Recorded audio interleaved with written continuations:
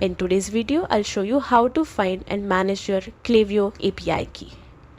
Whether you're setting up integrations or exploring Klaviyo's powerful tools, knowing how to access your API key is crucial. Start by logging into your Klaviyo account and heading to the home page. Next, look to the lower left corner and click on your profile icon. From the drop-down menu, select Settings. This is your control hub for all account configurations. Once in Settings, locate the API keys option. Here you'll see your current API keys listed, including public and private keys. Familiarizing yourself with this layout is important for managing integrations and connecting apps. If no API keys are listed yet, don't worry. You can generate a new API key directly from this page by following the prompts.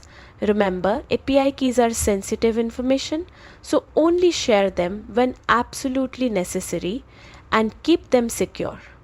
And that's it. Now you know how to access and manage your Klaviyo API keys, a vital step for integrating external apps or customizing your Klaviyo account. Make sure to like and subscribe for more tutorials and tips to master your Klaviyo experience.